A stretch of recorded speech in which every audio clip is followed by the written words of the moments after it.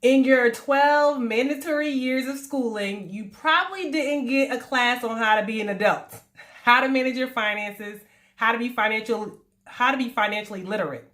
But what you did probably hear is if you work hard, you'll be good enough to make it in this life. But I'm going to tell you one thing. There's a lot of hardworking minimum wage workers. Let's be clear. Working hard is not going to be your key to being wealthy, to being well off. You got to work smarter. Let's talk about 5 things that you should have learned in school, but you didn't.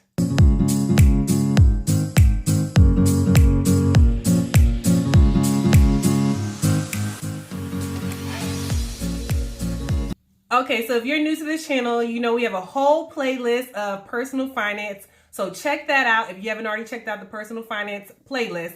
But today I'm going to talk to you about a couple of things that you probably should have learned but didn't learn. Some of you may have a high learning curve depending on what kind of family you came from. But the first thing I want to talk about is how to be financially literate. And a lot of people say, well, I know how to read financially literate. So do you know how to read a credit report? So that's the number one thing. So credit, if you watch my other video about why credit is so important, it's important to establish credit. And you probably didn't learn about how to do that when you were in school. So let's talk about a little bit about that, but also check out that video about why credit is better than cash. So you probably went on a lot of field trips in school, and none of them went to like a bank or a credit union or to some finance industry, but it probably would have been helpful to do that. Credit is important. Yes, you can have cash and buy things, but credit is actually leveraging other people's money to advance your goals. So you're going to run out of money at some point, and to have credit is very important. So to establish credit, you have to start somewhere. The number one thing, if you watch my other video about credit card hacks, is to get a credit card. Some people apply for credit loans. But let's take a step backwards. In order to get there, to be eligible for these things, you have to build up some kind of credit history. And so I would say the first thing is opening up a bank account, either with a bank or a credit union, and they can kind of help you set up an account. A lot of companies actually require you to have a bank account. If you're going to have your paycheck deposited into somewhere, you have to have some kind of bank account. So at minimum, have a bank account, right? That seems to go without saying, but there are a lot of people that use check cashing companies because they can't get a bank account. So you think like, oh, I know about bank accounts, but check cashing industries wouldn't be as popular if everybody could have a checking account. So I would say have a checking account and also have a savings account at multiple banks or credit unions. I have one with, I want to say about 5 different banks and credit unions. So never put all your eggs in one basket. They're spread out on different areas. And that way, if I want to obtain credit with them in the future, I'm able to do so because I already have business with them. So that's the first thing. Get a bank account and maintain that bank account in good standing. So don't go overdrawing the account. And just as a side note, overdrawing means to use more than what you have in your account. So if you have $20 in your account and then you'll swipe your card for something that's $30, you have overdrawn your account by $10, right? Seems simple, but they have overdraft protection for people who consistently overdraw their account. So it's not as simple as it may seem. Okay, the next thing is how to read a credit report. And I thought it kind of went without saying until somebody recently asked me how to read. Like, what am I looking at? And so I'll give you a tip. If you go on to annualcreditreport.com, that's a free service where you can get a full credit report for all 3 credit bureaus, Experian, TransUnion, and Equifax. You can get a free credit report one time a year. You don't have to use any credit card or anything. I think creditreport.com or some other credit reports, they ask you to submit a credit card so that they can possibly bill you later for it. Annualcreditreport.com doesn't require any credit card. Go in there and look at your credit report. So I'll give you an example of how the credit report looks, and then we'll kind of look at what it basically establishes. And a credit report is different from your credit score. So a credit score is obviously a number, and the credit report actually gives you a more detailed breakdown of all your accounts that you have out there outstanding in your name.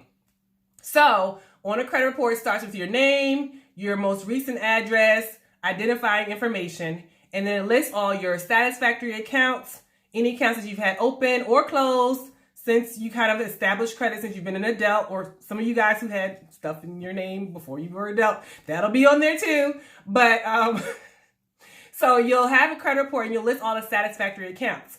So, and then it'll also have some unsatisfactory accounts if you haven't been paying your bills. A lot of times there'll be some credit card bills on there if they're late, or medical bills if they go into collection. They'll show them as unsatisfactory.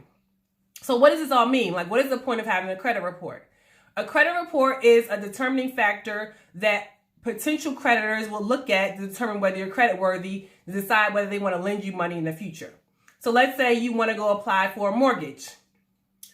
High level, a mortgage is basically credit lent to you from a lender so that you can purchase the house without having to use all your money, right? So you basically make monthly payments to pay down money that you borrowed from an entity.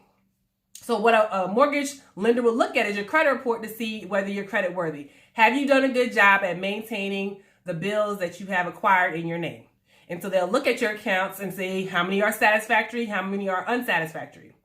And then on the other hand, you also have a FICO score that usually corresponds with the accounts on the credit report. So if you have a lot of unsatisfactory accounts, they will also correspond with the score. And the score will be high if you have done a good job. It will be lower if you haven't done such a great job. So credit score, credit reports are very important. As I mentioned before, people say, I don't need credit. What do I need credit for? You need credit for a lot of things. Again, watch my video if you haven't watched it already, but you're going to need credit for a lot of things. Even if you feel like, oh, I don't need it because I'm going to always pay cash. There's subtle things that you're going to end up paying more for if you don't have good credit. So keep that in mind. That's something they didn't teach you in elementary school, in high school, but you learned it here today. Okay, the next thing that they didn't teach you is how to budget. And I don't just mean budgeting for like every day or every month expenses, because some expenses are not monthly, but you still have to budget for those things. So at minimum, when you decide, okay, I need to budget for something, let's say I want to budget for a car payment. How much of your money that you make every month should you be allocating for a car payment? Do you know that's a specific number? Keep watching. I'm going to tell you some of these little information that you should have learned in high school or in elementary school, whatever. But there's a certain amount of your paycheck that you should not spend over for a car or for a mortgage payment. So let's talk about that a little bit. So the rule of thumb for buying a car, don't worry about the monthly payments. Also watch my video about when I was looking for a new car. I told you about don't be concerned necessarily about the monthly payments. Be concerned about how much the car costs total. So the rule of thumb is you shouldn't get a car that costs more than half of what you make a year. So let's say you make $40,000 a year. You should not be driving a car that costs more than $20,000 a year. And I know this might hit some people like, what? No, I can afford it. You really can't. So that's kind of the rule of thumb for when you're thinking about purchasing a car and budgeting. Budgeting means, okay, I have the money. You also consider other things. Your car payment is not the only thing you're going to have to pay for. You get the budget for car insurance, budget for registration. Registration is usually once a year. Budget for inspections, budget for maintenance of the car. Those kind of things don't come up every single month, but you sure enough need to make sure you have enough money in your bank account to cover those expenses. Now, the next bill when you're thinking about monthly bills, it would probably be your mortgage. And the rule of thumb for mortgages is you shouldn't spend more than 28% of your income on a mortgage or rent.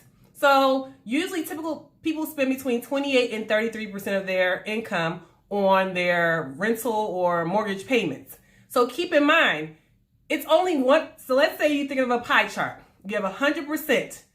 We already said you got 30%, let's say, round up, 30% of that pie, it should be allocated to your housing, which leaves 70%. And then you have to take a little bit of that for the car payment. And we haven't even gotten to other expenses. But budgeting is very important when you think about the bills that you need to pay and how much money you have and how much money that you can spend. And what usually happens is people live above their means. They spend more than they make and then wonder why ends are not being made at the end. So keep in mind, budgeting is a very important money tool or money tip that you should have learned, but you probably didn't learn. Okay, I think we're up to number 4, I believe. Watch to the end because I have a good one for the last one, and I might even throw in a bonus tip.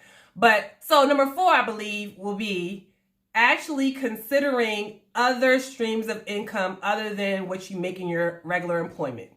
So what we were always taught, or personally what I was taught, is to get a good job and then you retire off of that. If I did that, I probably would be broke. Or at least I wouldn't have enough to have generational wealth because I'm not making any more. My money, I'm working for my money is not working for me. That's kind of not a great way to manage your finances. And so I know personally when I first got my first real job, I didn't know about setting up a retirement plan, how important it is to invest in a retirement plan. Now it could be through an employer-sponsored one or let's say an IRA, an individual retirement account. But you need to have somewhere where your money is growing, compound interest, and growing exponentially over the years, not just what you're making off your paycheck. Because if you just spent what you made, at the end of it, you'll have a goose egg at the end if you didn't actually invest in anything or had your money working in other ways. You can also invest in the stock market. But what I would say is always have more than one way that your money is working for you, not just from your paycheck. You might start a side hustle. Use that money for whatever allocation that you want to use it for, but it's in addition to whatever your regular job is. I know a lot of the older generation has grown up to just stay at a job, stay there for 30 years and retire. That's not it. That's not going to be what's going to establish generational wealth. And I would encourage you, especially if you have children, to think beyond that and to say, how can I make this paycheck work for me? What can I insert it into? Can I buy real estate as an investment, buy stocks as an investment, invest in an IRA, invest in my 401k, whatever it may be? How else can I have whatever my paycheck is making more for me in the long term? So that'll be tip number 4. Okay, tip number 5, and keep watching because I have a bonus one that I forgot about, but this is important. Tip number 5 is how to file taxes. So you think that kind of comes naturally, but it doesn't. Some people don't know that they need to file taxes and how to do it. And I know it's important, especially in this day and age where a lot of people are doing side hustles. They may be doing something like Uber Eats or DoorDash or other things that are considered, I guess, an independent contractor or not employer-based where they don't take the taxes out. You have to be responsible for filing taxes and making sure you have enough money to pay taxes. So if you don't know already, everybody who makes a certain amount of income, I think if you make over $5,000 or something, you have to pay taxes. And you have to tell the IRS that you had earned income. And you have to do it every year. And the deadline is April. Usually, this year was a little later, but normally it's April 15th. And that's the deadline that you need to have for the IRS reporting if you had to pay any money. Some people get refunds if they've overpaid. But learning how to file taxes. And there's so many resources available now that weren't available before. TurboTax is one, or eTax, or there's other filing companies that you can use electronically to basically show you how to file the taxes, whichever tax form might be more important. A lot of people use the 1040 or 1040 EZ forms, but there may be other ones. And then if you have a business that is reported, like you have started a business that has an LLC or some kind of business, a corporation, you also have to file taxes and include those income or losses you reported from that. So actually sitting down with someone and learning how to file taxes is very important, but that's not something that you probably learned in school. Okay, here's a little bonus tip about something you probably didn't learn about in school about money, and that's how to budget for food. And you would think that's like, oh, I know I have a little bit of money, but if you don't realize that some people like, oh, I spent money out and I ate out every day. Some people don't realize how much money they spend a month eating out. And it's something ridiculous. And they're like, you know what you could do with that money if you just went to the grocery store and bought some food and then eat out every week? And I think it kind of goes back to my other thing about budgeting, but just realizing like, okay, things are expensive and how do I make sure that I still have some fun, but don't blow my whole paycheck on things. And I think it's important. Some lessons I've learned along the way, like I mentioned at the beginning, some people, if you come from a family that teaches you about investments and savings and retirement and how to make your money grow, then you may have learned these things early on. I didn't learn a lot of these things until I was an adult. And so now that I know them, I want to share them with other people. Like I mentioned before, we have a whole personal finance playlist. So check it out if you haven't already. That goes probably more into detail than I was able to do in this particular video. But I'm glad you joined us. Comment below and let me know what you learned or another tip that you wish you have learned while you were in school before you became an adult.